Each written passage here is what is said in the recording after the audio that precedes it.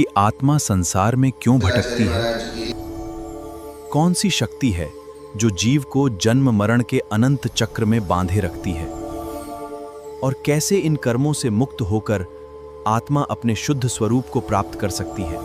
इन सभी गूढ़ रहस्यों का वैज्ञानिक और तात्विक समाधान मिलता है गोमटसार कर्मकांड। आचार्य नेमिचंद्र सिद्धांत चक्रवर्ती द्वारा रचित यह अनुपम ग्रंथ कर्मों के बंध, उदय, निर्जरा और मोक्ष मार्ग का विस्तृत विवेचन प्रस्तुत करता है। 8 मूल कर्म, गुणस्थान, कर्मों की प्रकृति, स्थिति, अनुभाग और प्रदेश। गोमटसार कर्मकांड के माध्यम से आत्मा और कर्म के शाश्वत विज्ञान को समझने की इस दिव्य यात्रा का प्रारंभ करें। चंद्राचार्य महाराज की जय, आचार्य श्री पद्मनंदी जी गुरुदेव की जय, चिन्मणि माता की जय। अब इसमें देखो, सुनो भाई, उपयोग लगा के सुनो। अब जो इसमें बात चल रही थी वो बात ये थी स्थिति के भेद और आबादा के भेद। क्या? स्थिति के वेरिएशन, डिफरेंस, और उसी के साथ आबादा। आबादा तो आपको बताया गया था क्या होती है? जब तक वो कर्म बाधा नहीं करता, उदय में नहीं आता, तब तक वो आबादा। आबादा कितने प्रकार की? 2 प्रकार। कौन सी? उदय आबादा और उदीर्णा आबादा।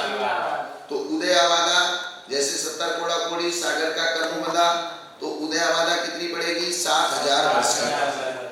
और उदीर्णा आबादा कितनी पड़ेगी? एक आवली की। एक आवली, अचलावली, बंधावली, क्या कहेंगे अपन? एक आवली। उस आवली को हम बंधावली या अचलावली कहते हैं, ऐसा बोलेंगे तो अच्छा रहेगा। वो आबादा का टाइम पीरियड कितना है? एक आवली। एक आवली से भी थोड़ा पहले हो गया तो अचलावली है।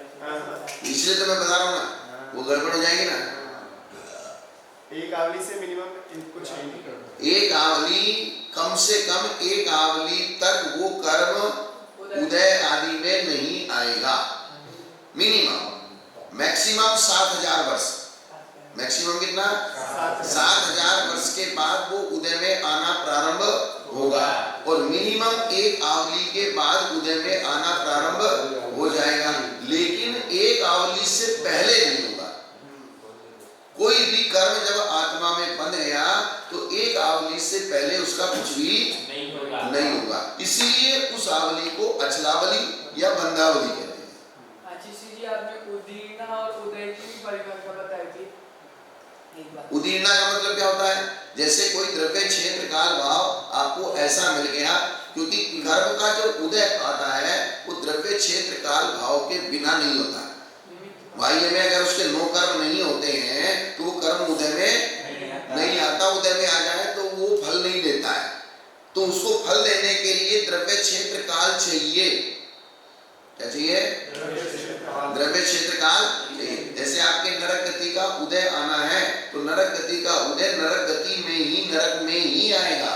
वो उसका नरक गति का फल आपको नरक में ही मिलेगा, या मनुष्यों में बैठ के आपको उसका फल नहीं मिल सकता। या देवगति का फल आपको मनुष्य में बैठ के नहीं मिल सकता, क्योंकि यहाँ पे उसका द्रव्य क्षेत्र काल नहीं है। तो उदीर्णा जो आबादा थी, उदीर्णा आबादा जो मिनिमम टाइम था बगल एक आवली, ये तो खींच करके लाए। तो ऐसी उदय आबादा का भी मिनिमम एक आवली? नहीं, उसको उदय आबादा नहीं कहेंगे। उदय अगर आएगा, उदय का मतलब ये है कि लाइन से, क्रम से, सीक्वेंस से आना, और लाइन को तोड़ के आगे घुस जाना। जैसे लाइन लगी ना, 50 लोगों की लाइन लगी है, अब एक आदमी सबसे पीछे खड़ा था और सबसे दूसरे नंबर पे आगे खड़ा हो गया पीछे से जबरदस्ती। क्या? जबरदस्ती पीछे वाले नंबर से आके सबसे आगे सेकंड नंबर पे खड़ा हो गया, तो उदय ना कर ली।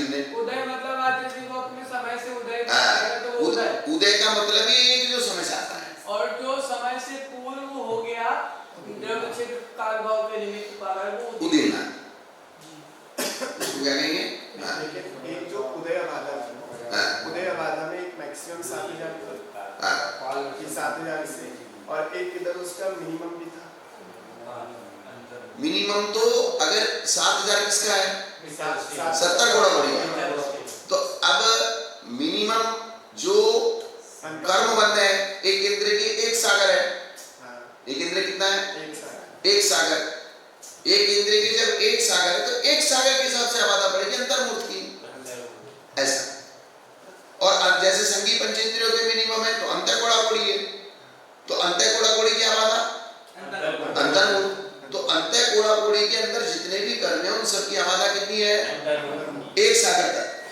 अंतर कोड़ा कोड़ी से लेके एक सागर तक मिनिमम आबादा, इसलिए उन्होंने कहा 7,000 और अंतर्मुख। आबादा का मैक्सिमम काल 7,000 और मिनिमम काल अंतर्मुख। अब जो यहाँ पर उदीर्ण हो रही है, अब उदीर्ण आबादा की बात है, अब उसका मैक्सिमम क्या हो सकता है? क्या? अच्छा अगली बता देना। बस एक ही, हाँ। उसका एक ही है, एक आपने तो इस प्रकार से क्या बनेंगे? उदय इसके आप स्थिति के भेद और आबादा के भेद। किसके भेद? स्थिति के और आबादा। स्थिति के भेद और तो स्थिति जघन्य अंत्य कोड़ा कोड़ी और उत्कृष्ट 70 कोड़ा कोड़ी। तो अंत्य कोड़ा कोड़ी से लेके जैसे किसी की जघन्य स्थिति 100 समय की है और उत्कृष्ट स्थिति 10,000 समय की है। उत्कृष्ट कितनी है? 10,000। तो इसके वेरिएशन कहां से निकलेंगे? 101 से लेके 100 से लेके 10,000 तक। तो 100 से लेके 10,000 तक इसके वेरिएशन होंगे। तो नीचे के 99 नहीं गिनने क्या? इसलिए इसी को बताया ऑप्शन ही है, क्योंकि 100 से कम स्थिति बंधती ही नहीं है। वेरिएशन तो तब बनेंगे 100 से नीचे जब वो स्थिति बंधे। अंत्य कोड़ा कोड़ी से नीचे स्थिति बंधती ही नहीं है तो उसके नीचे के समय को कैसे गिनेंगे अपन? तो जो वेरिएशन बनेंगे वो अंत्य कोड़ा कोड़ी से लेके 70 कोड़ा कोड़ी तक के बनेंगे। अर्थात 70 कोड़ा कोड़ी में आपको अंत्य कोड़ा कोड़ी घटाना पड़ेगा। +1 किसको घटाना पड़ेगा? अंत्य कोड़ा कोड़ी माइनस करना पड़ेगा। तो उतने वेरिएशन स्थिति के भेद के बनेंगे उत्कृष्ट। 70 कोड़ा कोड़ी माइनस अंत्य कोड़ा कोड़ी +1 उतने भेद हो जाएंगे। उतने ये किसके भेद हुए? स्थिति के भेद होंगे। स्थिति के भेद बनेंगे। किसके भेद बनेंगे?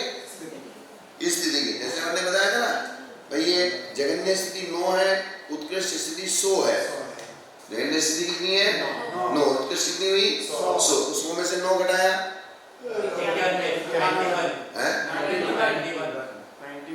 91 +1 92 स्थिति के भेद हुए। कितने हुए? एक के जोड़ा 9 की वजह से 9 भी बना एक भेद,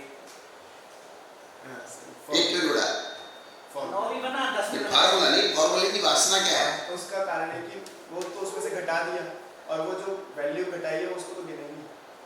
9 भी वो भी तो उसका एक पार्ट है। किसका? कौन सा? 9 वाला।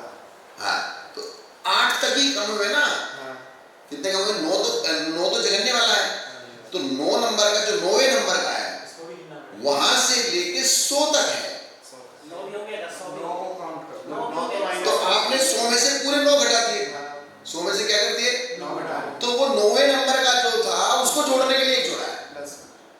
एक जोड़। आएगा समझ में सागर जी? अच्छा सी आप तो ये एग्जांपल से इसी की एग्जांपल से हाँ, वो तो नहीं समझ एक ही बात है वो तो।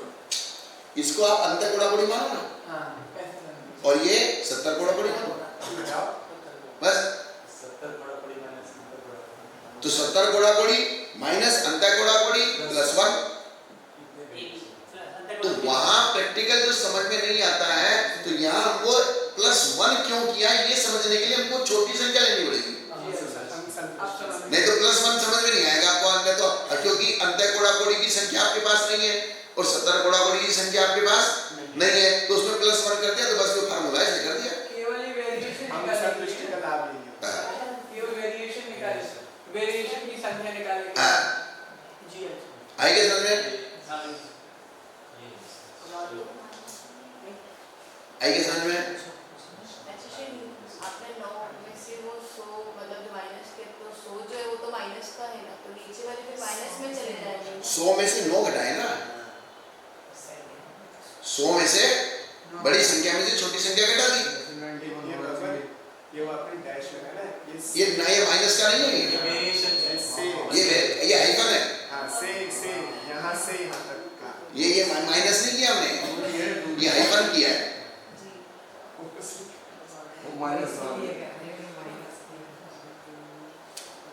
आगे चलो, सही बना दिया यार, वो आपने सही। भाई ये एरो हो गया ना, इधर जाओ तो 100, इधर जाओ दोनों।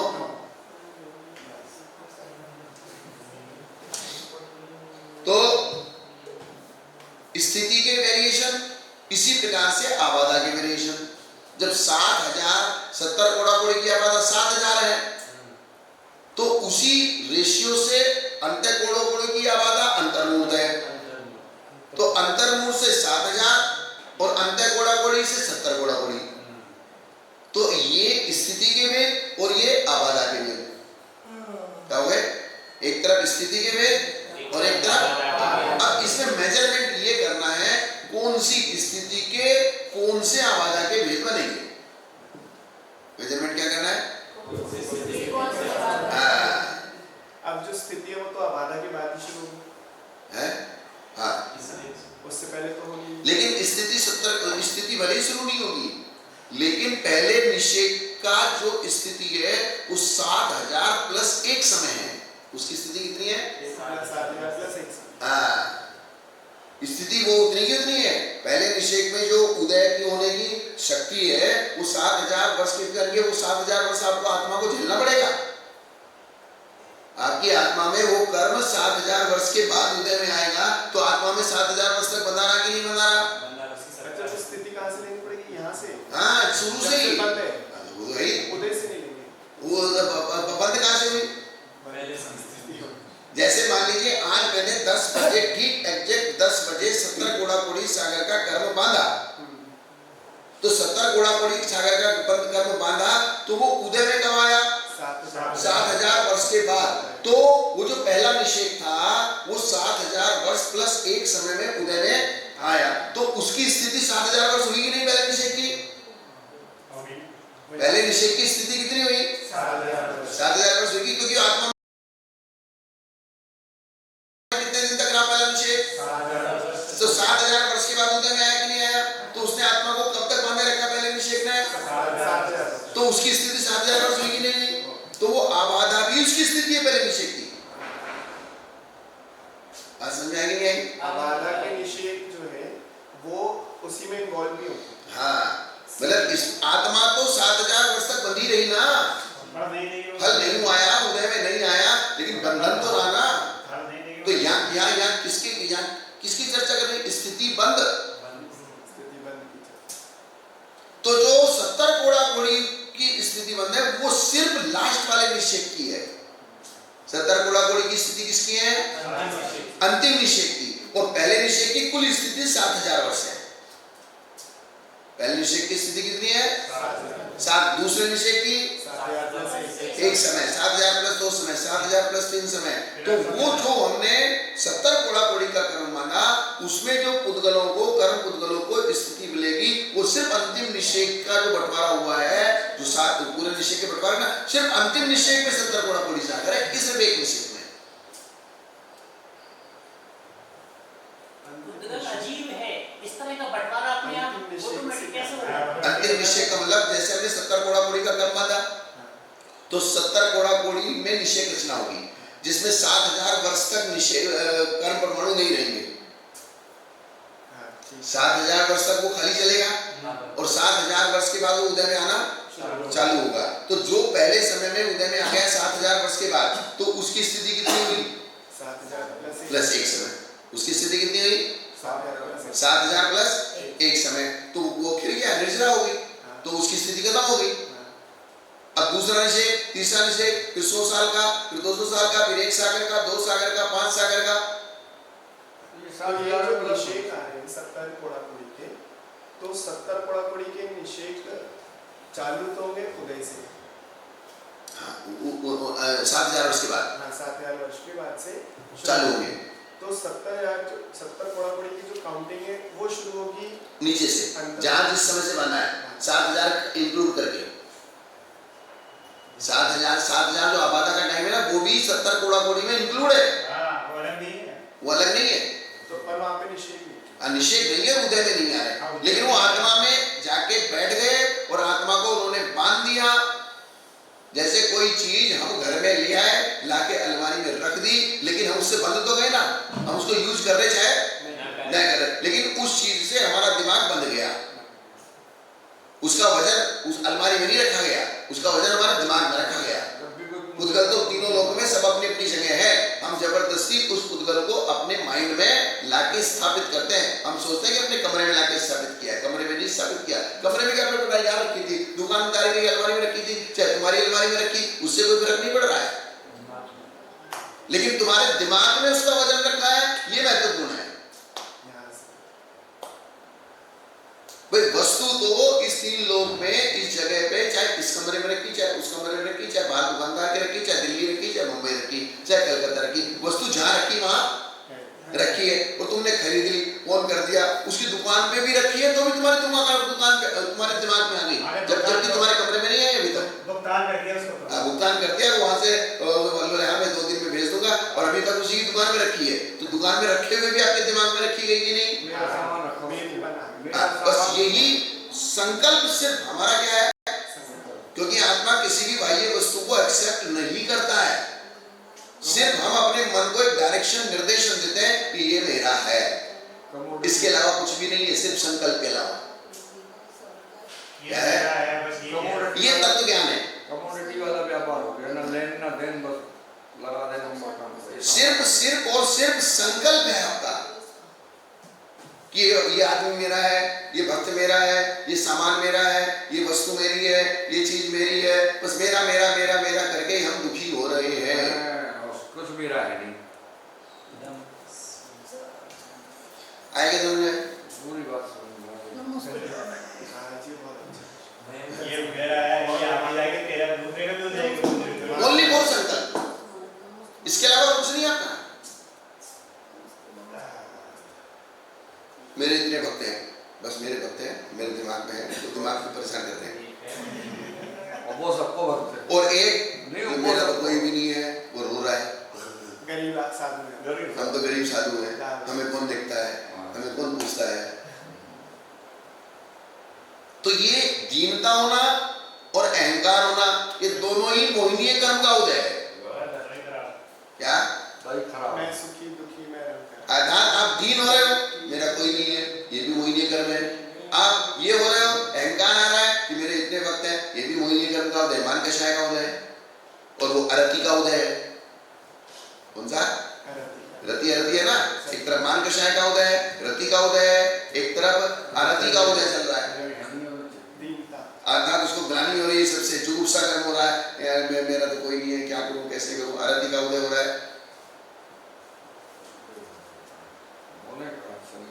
इसलिए होता क्या है, चीज क्या है, उसको समझने की कोशिश अपने को सिर्फ करनी है और बाकी कुछ नहीं है।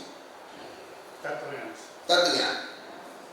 और यही सम्यक दर्शन जो तत्व ज्ञान पैदा करता है, यही हमारे दिमाग को लेवल में ला सकता है। अन्यथा हमारे दिमाग को लेवल में लाना और इसको हमको समझाना किसी के बस की बात नहीं है। आप कितने भी कहानी चुटकुले दुनिया भर की चीजें पढ़ लो, देख लो, सुन लो, लेकिन जो तत्व ज्ञान, जो जिनेंद्र भगवान का ठोस ज्ञान, जो द्वादशांग का ज्ञान हम जब पढ़ते हैं, वो जब हमारे अंदर वास्तव में जाता है, उसका जो असर होता है वो वास्तव में हमको ठंडा कर देता है। करता है? हाँ। और बाकी किसी की दम नहीं है हमको ठंडा करने की, हम किसी की बात भी मानने वाले नहीं है। हाँ भैया, अकिंचन धर्म भी वही है, घूम फिरा के सब एक ही चीज है, एक ही चीज गई है, चाहे अकिंचन धर्म को, चाहे संयम धर्म को, चाहे सोच धर्म को, सब एक ही, ये सब पर्यायवाची हैं। किसके? निष्परिग्रहित्व के, समता भाव के। ले देके हमको निष्परिग्रही भी होना है, तो किसके लिए? समता के लिए। क्योंकि जितना हम संकल्प पर पदार्थों के लिए करेंगे वो फिर हमको तुरंत राग द्वेष देना चालू कर देगा। समका मंदिर के कर मैंने मान लिया ये चीज मेरी है, बस इसके निमित्त से जो राग द्वेष होना है वो चालू है। इसलिए उन्होंने कहा हिंसा कभी कभार होती है, झूठ कभी कभार होता है, चोरी कभी कभार होती है, कुशील कभी कभार होता है, लेकिन जो परिग्रह आपने रख लिया वो 24 आवर जब तक उसका त्याग नहीं करेंगे तब तक वो बंद का कार्य है। 24 घंटे दिमाग चलता है वो। भाई आपका मन विकारी हुआ, कदाचित हुआ, क्या हुआ? 24 घंटे आप विकारी मन लेके घूमते हैं, वो समय के लिए, वो समय के लिए 24 घंटे हम विकारी मन लेके घूमते क्या? नहीं कदाचित तीव्र कर्म का उदय आ गया, एक क्षण के लिए विकार आया, तुरंत क्षमा मांग ली, भिक्षा मिल लो, ऐसा नहीं होना चाहिए। मायाचारी का भाव हुआ, कदाचित हुआ, चोरी का भाव हुआ, कदाचित हुआ, तो हम हर समय चोरी का भाव रहता है क्या? अभी कैसा हुआ यार, इसी ले ले, हो गया, तुरंत अपने आप को समझा दिया, वापस फ्री हो गए। लेकिन अगर कोई परिग्रह हमने रख लिया, उस परिग्रह का निमित्त से 24 घंटे चाहे वो आपके उपयोग में रहे और चाहे आपके उपयोग में ना रहे, उसके निमित्त से बंद 24 आवर चालू है। वो एक क्षण भी, एक समय भी रुकने वाला नहीं है, आप कुछ भी करें। परिग्रह हो, अटैचमेंट ना हो, ये संभव है क्या? नहीं है, ऐसा हो नहीं ये संभव ही नहीं। इसलिए जो बहुत सारे लोग अपने आप को ये ठग रहे ना कि हमें मूर्छा नहीं है, हमें आसक्ति नहीं है, भरत जी कैसे रहे? इसलिए हम निर्बंध हैं। भरत जी वैरागी कैसे रहे? इसलिए हम क्या है करते ना, हमें मूर्छा नहीं है।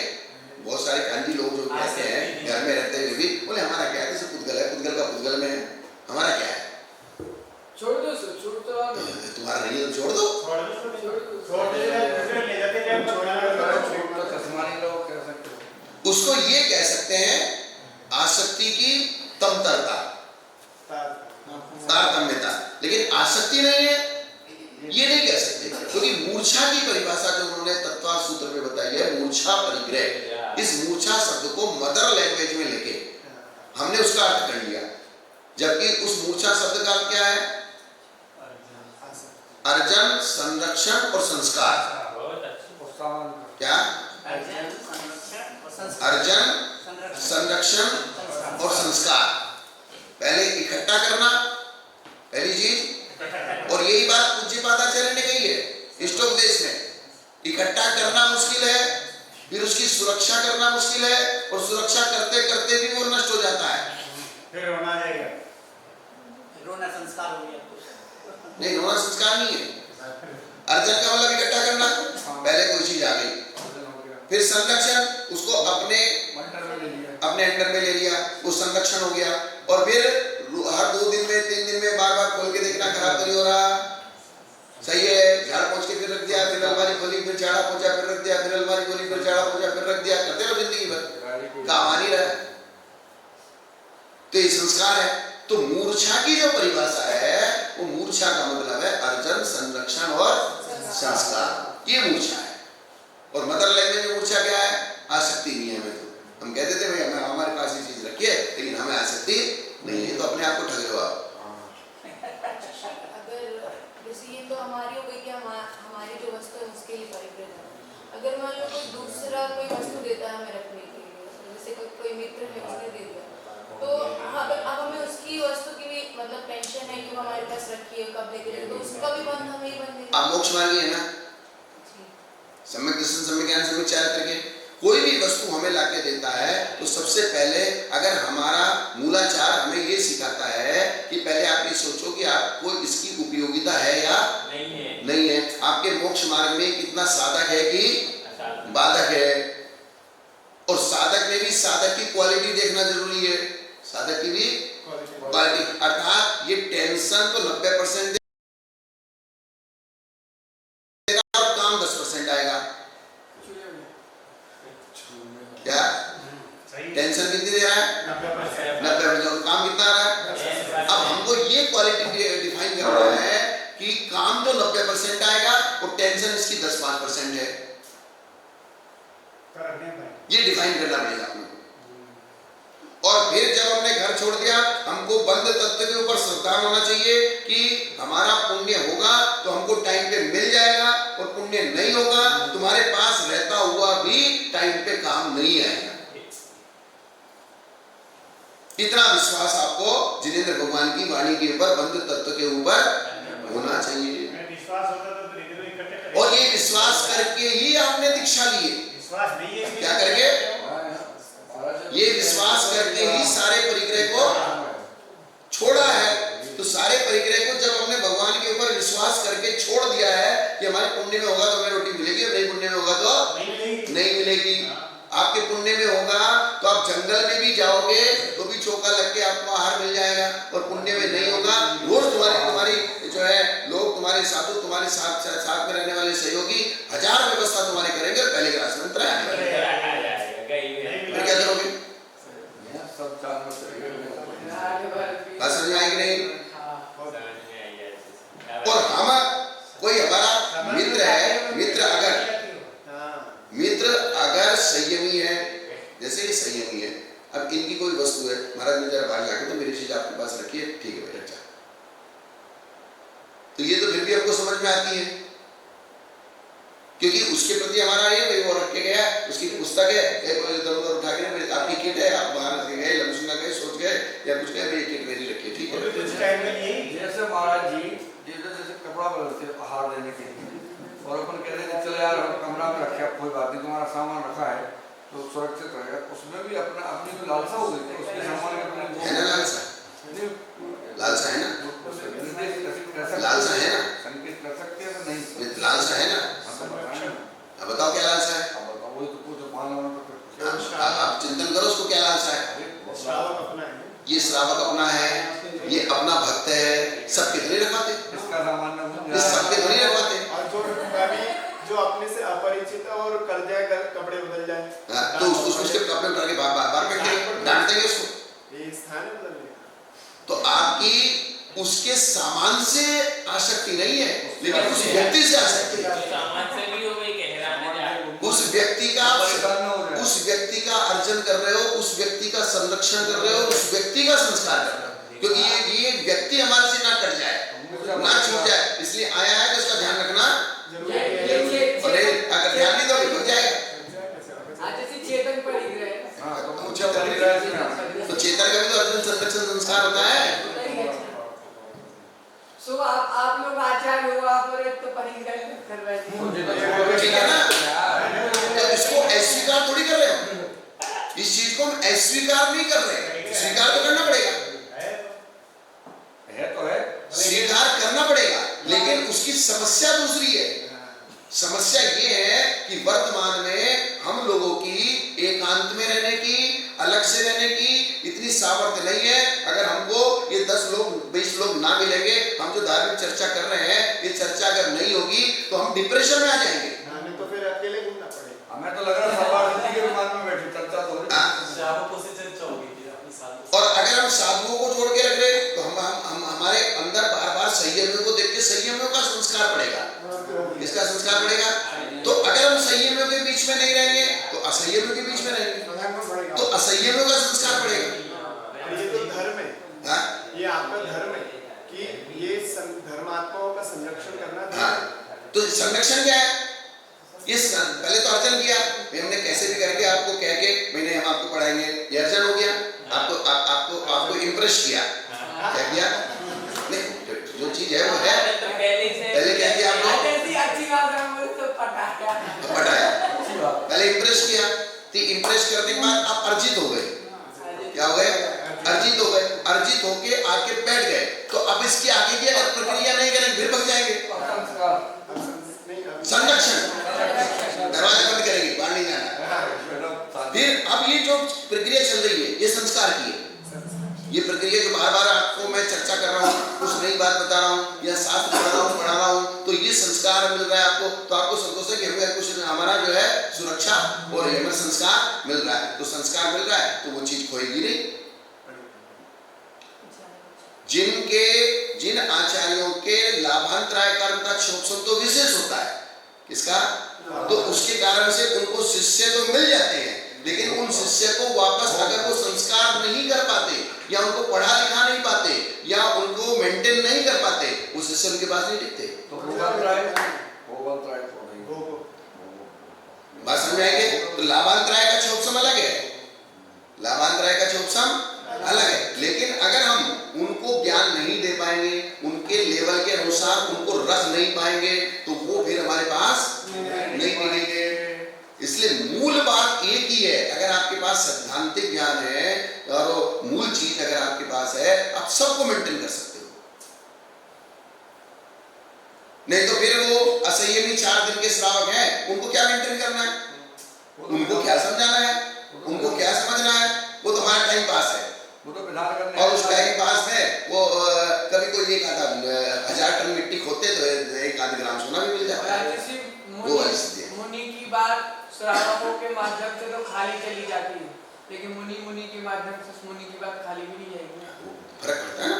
वह आप क्या है, एक सभ्य लोग बैठे हो ना, संस्कारी लोग बैठे हो, साधु लोग बैठे हो, तो हम साधु को कोई अपनी बात पहुंचाएंगे। हमने मान लीजिए आपको अपनी बात पहुंचाई, तो हमारा और आप जब समाज में जाएंगे, आप उसी बात को 1000 लोगों के पीछे पहुंचाएंगे, तो मैं 1000 लोगों को पीछे पड़ने की बजाय जो 1000 लोगों को संभालता है उसको समझा दूं। क्या एक से काम हो जाएगा। हाँ, एक से काम हो जाए। अगर मेरा मकसद सिर्फ समझाने का है और मोक्ष मार्ग को आगे बढ़ाने का है, और अगर मेरा मकसद नहीं 1000 लोग मेरे ही पास आने चाहिए, तो वो मेरी मानकशा है। ये विद्यार्थी ये कहते थे, वो क्या है, वो मेरी मानकशा है कि नहीं, मुझे ही चाहिए 1000 लोग। मैंने आपको पढ़ा के तैयार कर दिया, अब आप आगे लाइन बढ़ाओ। तो हमारे पूर्वाचार्य ने किया क्या है, जो जिस लेवल का आचार्य था उस लेवल के आचार्य को ही उन्होंने पढ़ाया है, नीचे के लेवल को नहीं पढ़ाया है। उस लेवल के आचार्य को द्वादशांग का ज्ञाता सामान्य मुनि को लेकर बैठेगा नहीं, ठीक है, सामान्य से उनको भी लेके बैठ जाएगा, ये मनाही नहीं है सर्वथा, लेकिन उसका जो टाइम है वो टाइम का सही उपयोग कौन करेगा, उसके लेवल का जो द्वादशांग का ज्ञाता बनने वाला है उसके लिए वो टाइम देंगे तो काम बनेगा। हाँ, सुने सबको अलग चीज है, लेकिन मुख्य श्रोता वही बनेगा। क्या बनेगा? जैसे तीर्थंकर भगवान की दिव्य ध्वनि गिरती है तो मुख्य श्रोता गणधर होता तो ही गिरती है। भले ही सारे लोग जितने भी त्रियंश तक सुन ले, लेकिन वे कब सुन पाएंगे, जब तक मुख्य श्रोता होगा तभी तक वे सुन पाएंगे। अगर मुख्य श्रोता नहीं होगा तो वे नहीं सुन पाएंगे। दोनों पाना हाँ, गणधर और स्रोत। हाँ, तो गणधर हो गए तो बस हो गया, बाकी श्रोता तो वहां आने वाली है, क्योंकि उनका लाभांतराय का छोपसम विशेष है। लाभांतराय का उनका नाश ही हो गया, छोपसम क्या, लाभांतराय का उनका नाश हुआ कि नहीं हुआ, तो इसलिए नहीं तीर्थ केवली भगवान का तो नाश हो गया, तो उनके अकेले समोसण में गणधर बैठेंगे ऐसा नियम नहीं है। जब हमारे जैसे कटपुंजियों के भी 2-4 शिष्य बन जाते हैं, क्या उनके सामने तो अपन क्या है, कुछ भी नहीं है। तो अपने भी जब 2-4 शिष्य बन जाते हैं तभी तो गणधर है या वे केवली है, तो उनके समोसण में शिष्य क्यों नहीं रहेंगे, वो शिष्य शिष्यों से नहीं हो सकता। भगवान के इसमें 84 गंधर थे, तो पहला जो गंधर था वो मुख्य गंधर को ही पहला ये सुनाई देगा या सभी सुनने में तो सब, जैसे यहाँ मैं बैठा हूँ, हम चर्चा कोई 2 मुनि कर रहे हैं, लेकिन सब सुन रहे हैं ना, लेकिन सब लोग ना तो प्रश्न पूछ सकते हैं और सब लोग ने साथ उतर सकते हैं, लेकिन समझने की शक्ति सब में होती है अपने अपने लेवल के अनुसार। चित्र हर कोई बनाता नहीं है, चित्र बनाने वाला कोई होता है, लेकिन देखने की अकल सबको है, गलती सब निकाल देंगे। मुख्य गंधर ही बोलेगा, मुख्य गंधर, हाँ, जो बड़े होंगे वो बोलेंगे, वो प्रश्न करेंगे भगवान से, या फिर चक्रवर्ती आदि, जैसे उन्होंने कहा ना चक्रवर्ती है, नारायण है, बलभद्र आदि है, वे भी प्रश्न करते हैं। लेकिन जो मेन होंगे बड़े बड़े लोग, छोटे लोगों के तो छोटे मोटे प्रश्न होते हैं, उनको तो भगवान के दर्शन से उनका समाधान हो जाता है। छोटे नहीं है, वो भी तो गंधर ही है, इसलिए पूछा। वो भी गणधर है, लेकिन क्या रहता है, 4 आचार्य एक साथ बैठे, 10 आचार्य एक साथ बैठे, तो 10 आचार्य में भी जो सबसे बड़ा होगा उसी को तो आगे किया जाएगा, बाकी सब चुप बैठेंगे। यहाँ भी तो लोक व्यवहार ऐसे चलता है ना। अगर सभी एक साथ प्रश्न पूछते हैं तो उनको तो वैसे भी कोई बाधा नहीं होती। हाँ, कोई वो फिर गणधरों की जो चर्चा होती है, गणधरों से जो चर्चा होती है वो फिर एक तो जब भगवान का मौन होता है तब गणधरों से चर्चा विशेषताओं की, या फिर गणधर भगवान जब साइड में अगर समोसर में और भी बहुत सारी जगह है, जब उनकी खुद की सभा लगा के बैठते हैं, भवन भूमि में उनकी गणधर भगवान या रिद्धिधारी मुन्नार अलग जगह, जैसे एक तो आप यहाँ बैठे हो और एक आप यहाँ से उठ के गए अपने कमरे में गए, फिर 10 श्रावक आपके पास जाके बैठ गए, उनको समझाओ। रिवीजन में काम में आजसी ऐसे होता है श्रवण में बोला में कि आचार्य पद्मनंदी महाराज बोलते कि देवनंदी के चतुर्था का बाकी सब कीपली साइलेंट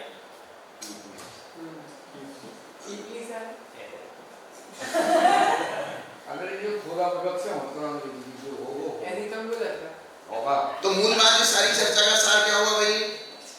समता।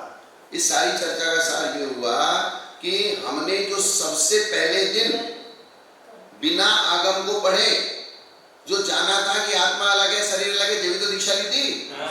सामान्य रूप से जाना था कि भाई जीव अजीव आश्रम बंध संवरण निद्रा, ये सामान्य रूप से जाना था कि नहीं जानता, समता भाव को जाना था कि नहीं जाना था। लेकिन अब जब आगम पढ़ने के बाद उनको जान रहे हैं तो उस मैटर में कुछ विशेषता आएगी कि नहीं आएगी, वो गंभीरता आएगी। तो अब आप ये समझ सकते हो कि जब सबसे पहले पॉइंट पे हमको समता भाव बताया गया था, बोले भाई सबसे राग द्वेष नहीं करना, इसमें मगजमारी नहीं करना, शांति से बैठो, तो वहां हमको जो बात समझ में आई थी उस बहुत सामान्य रूप से आई थी। लेकिन वो कितनी बड़ी बात है जब हम द्वादशांग पढ़ते हैं तब ये समझ में आता है कि ये समता भाव कितना बड़ी चीज है।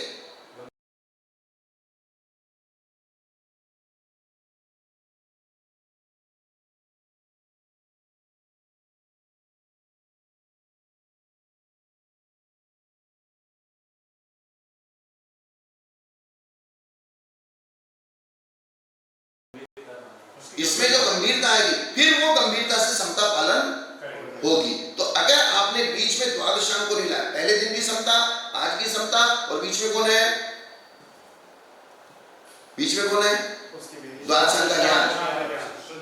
बीच में कौन है? द्वादशांग का श्रुत ज्ञान, और श्रुत ज्ञान के माध्यम से जो हमने उसकी विशेषताएं समझी है लगातार, और उसकी जो गंभीरता समझी है, अब हमको ये मालूम पड़ गया कि वास्तव में कुछ भी हो जाए हमको आवेशित नहीं होना है, और उसका कितना बड़ा नुकसान है ये हम समझ रहे हैं।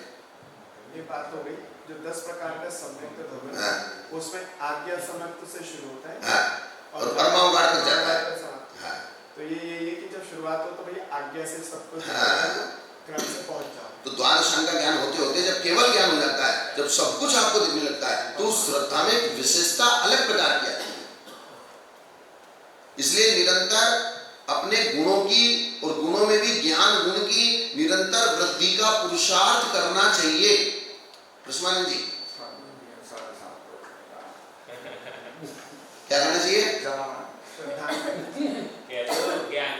निरंतर ज्ञान का पुरुषार्थ करना चाहिए, और दुनिया की जितनी भी चीजें हैं वो सब कम है, और इस चीज से बड़ा कुछ भी नहीं है। समझ में आया ना? बेगाते तो पढ़ लें। अरे अब जाना है 7:30 बजे नहीं हम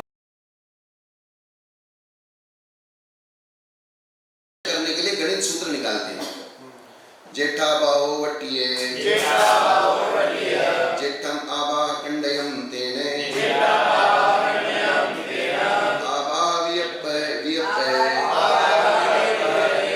देने गुणे नून जेठ मवर्ट दी जे देने नूने देने नूने नून।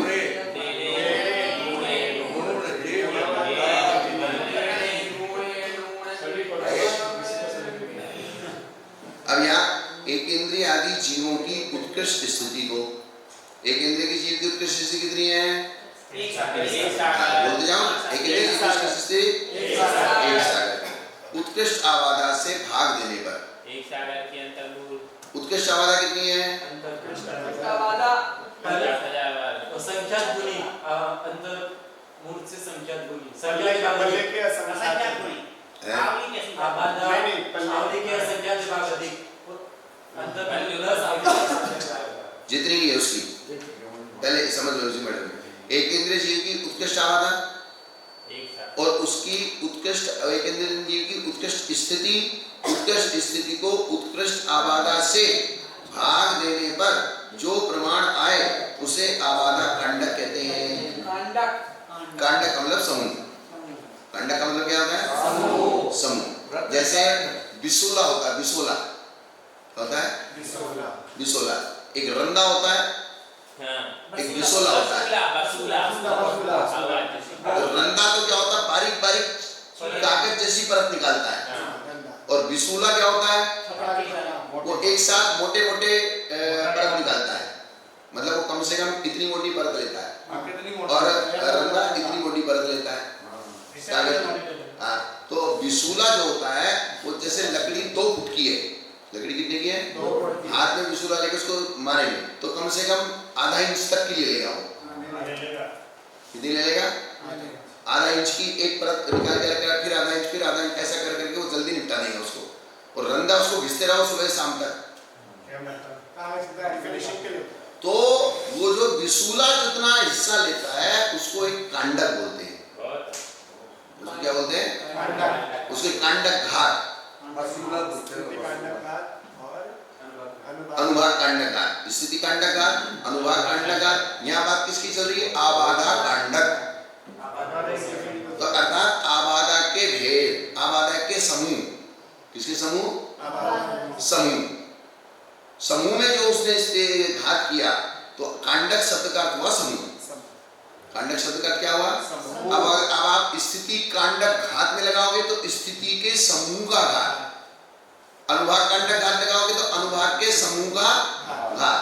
अर्थात थोड़ा थोड़ा घात करेंगे तो बहुत लंबा टाइम लग जाएगा, टाइम तो अपने को कहीं नहीं, तो फटाफट समूह लेके फटाफट उसको निपटा देते हैं। ये तो यहाँ आबादा कांडक कहते हैं। क्या कहते हैं? इनके आबादाओं का समूह।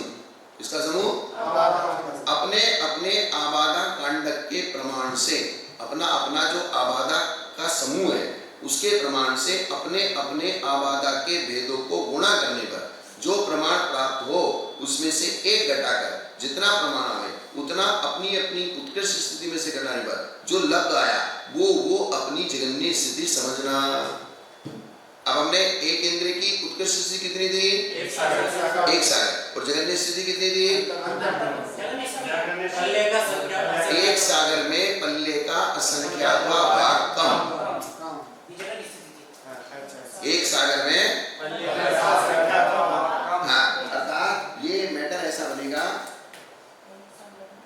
ये टोटल हुई एक सागर की स्थिति, ये उत्कृष्ट स्थिति कितनी, और जगन्य स्थिति ये यहाँ से लेके यहाँ तक, और ये पल्ले, क्योंकि पल्ले का संज्ञात भाग कम करना है सिर्फ। ये एक सागर की उत्कृष्ट स्थिति है, उसमें पल्ले का संख्यात भाग कम। तो पल्ले का संज्ञात भाग कितना हुआ? इतना सा, क्योंकि एक सागर में 10 कोड़ा कोड़ी पल्ले होते हैं। एक सागर में कितने पल्ले होते हैं? इसका प्रमाण क्या है? क्या? कोई कह रहा था असंख्यात पल्ले होते हैं। नहीं, 10 कोड़ा कोड़ी पल्ले। त्रिलोक सागर त्रिलोक कितने? एक सागर में कितने पल्ले हुए? 10 कोड़ा कोड़ी। तो 10 कोड़ा कोड़ी पल्ले में से भी एक पल्ले भी पूरा नहीं है, एक पल्ले का भी असंख्यात भाग। तो इतना सा बहुत, ये आपको दिखेगा ही नहीं कितना कम हुआ। बिल्कुल बराबर, ये बिल्कुल बराबर में चलेगा, बहुत बारीक सा अंतर दिखेगा। तो ये उत्कृष्ट स्थिति है, ये अर्थात ये भी एक सागर ही है और लमसम ये भी एक सागर ही, पर कम कुछ है, कुछ कम है। और कम कितना है उसका प्रमाण बता दिया। लेकिन अर्थात एक इंद्रिय जीव मैक्सिमम भी एक सागर बंद करता है और मिनिमम भी लमसम एक सागर ही बंद करता है, ये समझ लो। वो अंतर्मुख पे नहीं जा सकता, अंतर्मुख पे तो छपक से निकाला जाएगा, अंतर्मुख पे कौन जाएगा? हाँ, ये एक इंद्रिय नहीं जा सकता। हाँ,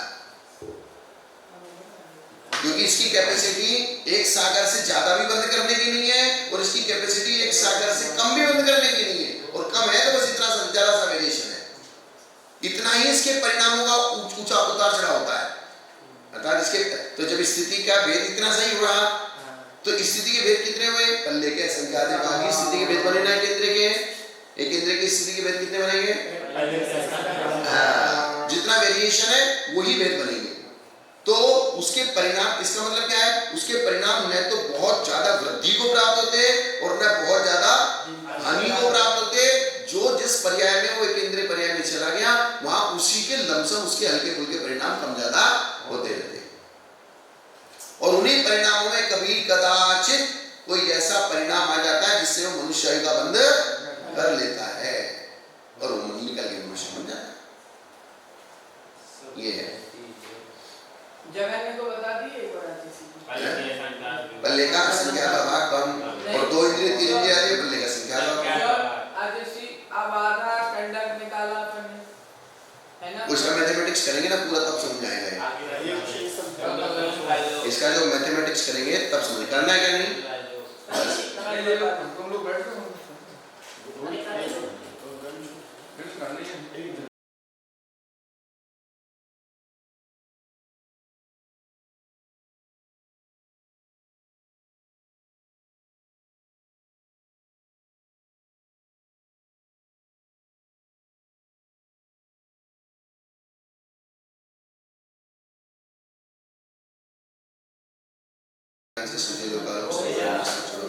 सदा